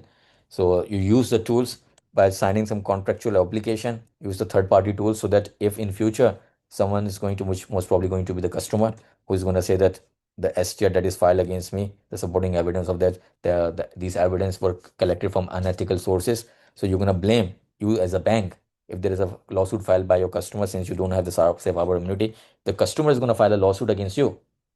You will file a cross lawsuit against a third party, because you have signed a contractual obligation or contract with a third party, that the third party is going to give you the tool or give you the information, external information from ethical sources, relevant information, and accurate information. That's the best way.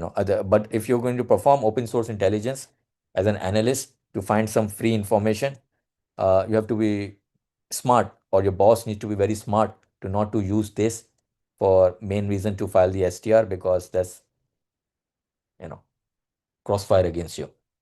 So don't use it as supporting evidence to file.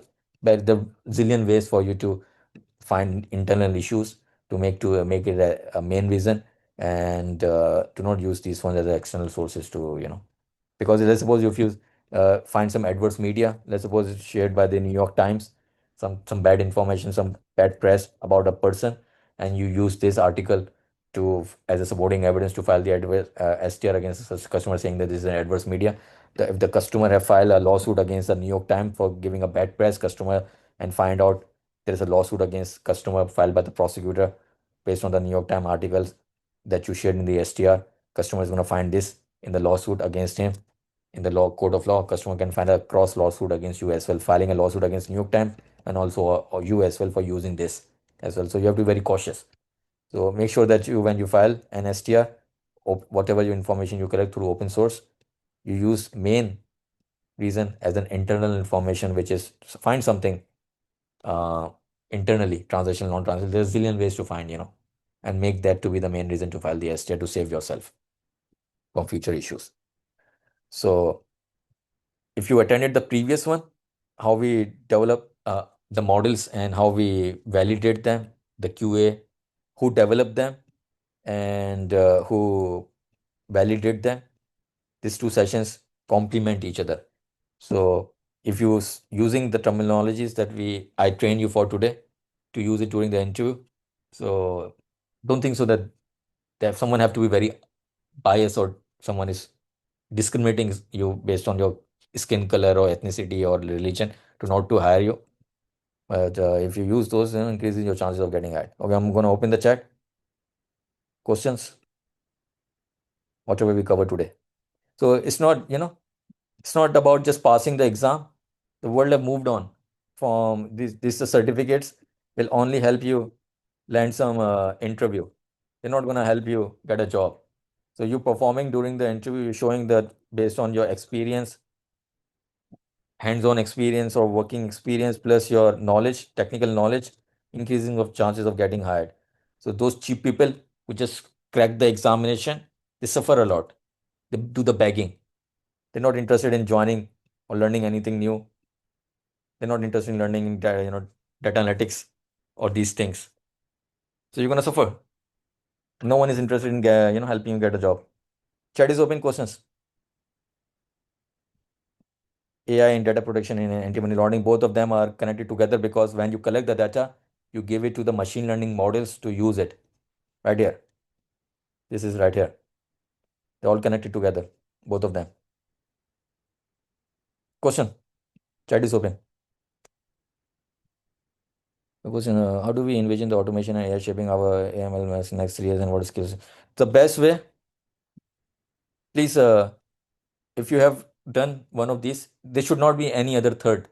Forget about the ICA, forget about the cheap one, AKS or something, and your crypto investigator or becoming a crypto investigator usually are the losers who can't get a job anywhere. They usually work in a crypto investigation or become crypto investigator. The best way for you to just have a advance if you want to retain your job and be able to compete with AI and also be able to compete with the people who when there are too many camps, CFCS, and so many other certificates that people have done, you're able to compete with them is through advanced level data analytics, big data. This advanced level big data analytics move towards you know, machine learning models, data processing, data cleaning, data visualization tools, advanced level, where decision making level, where you have learned self-learn. This is how you save your career. Have mercy. Just passing the exam is not enough. This may be possible 5 years ago, 8, 10 years ago, just doing the certification and using that. That's not enough these days. People are going to suffer when they just cheaply pass the exam. So all of them are low IQ people. They just pass the exam, correct the exam by the pass question, and then they apply the job and they see the reality. No one is actually hiring them. The job market wants you to be very technical. They want you to provide solutions to the issues that they have. The issue is right here to finding a balance. To have a solution for that, solution is that your knowledge about this. Your knowledge will help your bank in developing policies, procedures that will save the bank from violating of data protection law and still be able to comply with the anti-money laundering law. That's the solution. You say that I have the knowledge, I have the technical knowledge about how these tools are being run, how this validation works. You are able to use some terminologies like this. You're able to convince them, you are up to date with whatever is happening. So start with self-learning of big data analytics. It should be compulsory these days. Anyone who's working in anti-money laundering, passing certification is just loser's job these days. It's not a rocket science. The next one. Let's come to other this is already enhanced knowledge. Okay, this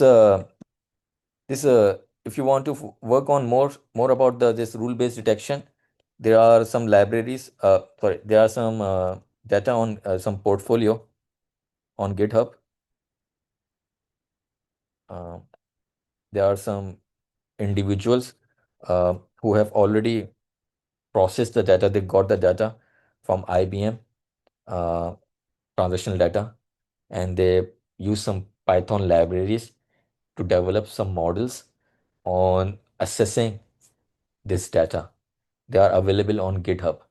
So when you learn some basic level, not advanced level, when you learn some basic level of analytics, you can go on GitHub to find transaction monitoring machine learning models. You can Google that, yourself, and use the GitHub key string at the end of it.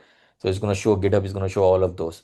So read those, how they have developed the models using Python libraries. This will improve your inform technical understanding on rule-based detection, and rule-based detection have become thing of a past. So no one in the next 5 years is going to care about the rule-based if and then. This is just like plus and minus. No one cares about the plus and minus thing, if and then. And no one cares about this one as well, when both of these things can be done by the machine learning. Issue right now, the transaction monitoring tools are not using the machine learning models because of the computation. IT department do not have the hardware available to perform those computation locally. So when you try to convince, when you buy it from the vendor who's saying that I have machine learning models, not the rule based, I have machine learning models in my tool, I would like to sell it to you or give it to you. So you convince, because IT department is supposed to perform this, and you convince the IT department that, do you have the hardware available? If we pay for it, do you have the hardware available and the resources available, human resources, and that hardware available to perform all of this computation? Your IT department is going to say no, we're not allocating so much computation for your machine learning. So that's the issue that we face right now. But maybe in future they allocate resources to give the computation power to the transaction monitoring tool so that they can perform this sort of analysis. Currently, it's just not available. And we do not do the cloud computing or whatever. There's a banks do not do traditionally perform any cloud computing. Have to be internal hardware available to perform any of those computation. Oh, yeah. So best way to prepare is this. Simple answer, best answer is advanced level, ultra advanced level things where you're actually able to learn, able to develop on your own, and able to play with the portfolio. You develop your portfolio and post it on GitHub. About you can go to the this what's the one is Kaggle. Usually people use IBM one, but the Kaggle also have some transactional data available. Fake data, of course. So you collect the large data and then play with it, come up with a new approach, upload it on GitHub. People learn from it, people comment upon it, people send you suggestion that how you can further enhance it. This is the level of interaction when you have it. This is means that you have achieved the level of advanced level of data analytics, self-running, all of that. People are not interested in doing those things, so that's why the not majority of people will be out of job in the next few years. So kindly save your uh, save your career, and have mercy on the people who are financially dependent on you. This is very cheap thing these right now. Only will help you some land some interview. So only way for you to have a job and retain the job is this thing. And kindly do not do any MBA in data science or do any diplomas on data analytics. There's free courses available, which are much better than any paying some institute or IT university and learning from a professor. That's not the wrong way. That's the actually wrong way. If initially you do some e-learning, you learn your basics yourself, and if you feel that there are some gaps in your understanding, then you go for some diplomas, 6-month diploma, 3-month diploma, maybe. But you learn something from a professor where you ask your queries and have them resolved. Base, ideally, you want your queries to resolve on Stack Overflow website, but when you perform the self-learning. But if you feel that they're not being resolved in a public forums, then you can, join some diplomas and get a certificate out of that. But start your initially you have to convince your brain to learn those technical things, which is this is, it will sound like a very cheap thing when you do this. I stopped doing certificates. My last certificate was in 2023. Yeah, 2023.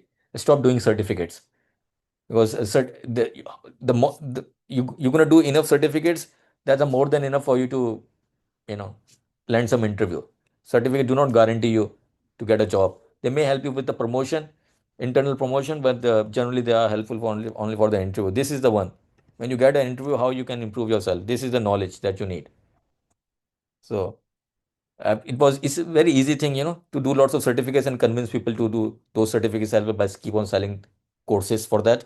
That's not what the practical approach is these days. If you want to do the certificates, there are plenty of certificates on that Amazon web-based certificates that you can do only on data analytics.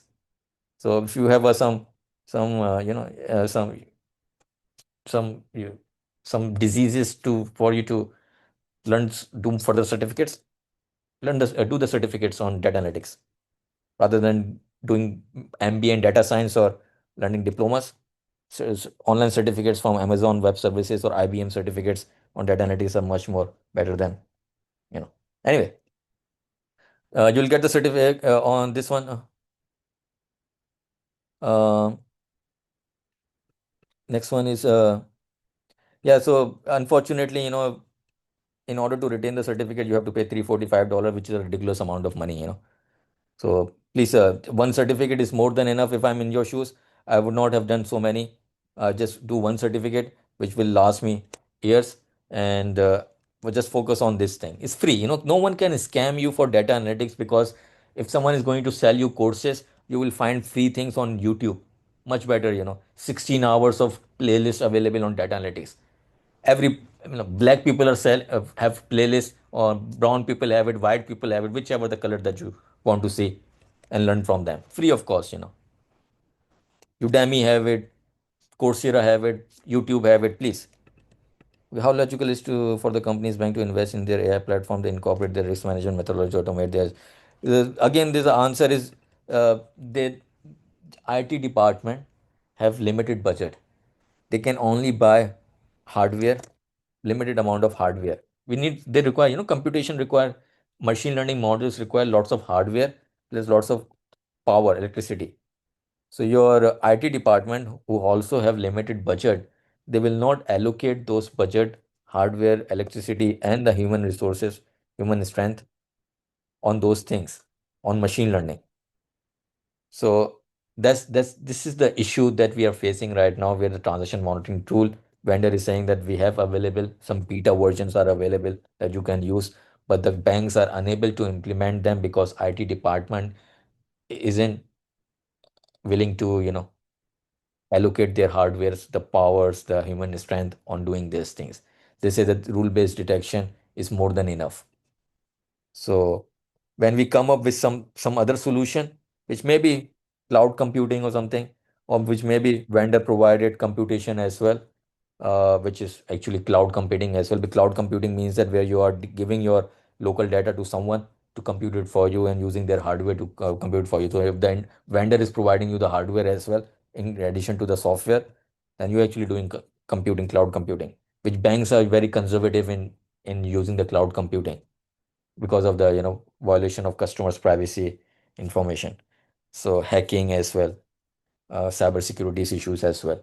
So banks prefer to do the local computation, internal computation, which the IT department is not willing to provide these days. Doesn't matter whichever banks that you're working, it's just too expensive. You see that OpenAI or XAI, they spend billions of dollars for their computation, the data centers that they have. Banks cannot allocate those things, that much thing, that much competition. So it looks good on a paper. Saying these things on paper is also good look, sound good during the interview as well, but that's far from practicality these days. May happen in a few years, but doesn't look like that it's going to happen, these days. Okay. So thank you for watching. I'm not going to be sharing because if I share one CPD recording, the low IQ people think that they're going to assume that the CPD recordings are shared. Although I didn't discuss anything confidential, any document, and unfortunately, low IQ people can assume that recordings are actually shared. They're going to assume all the future or past recording will be shared as well. Not going to do that. So thank you for joining.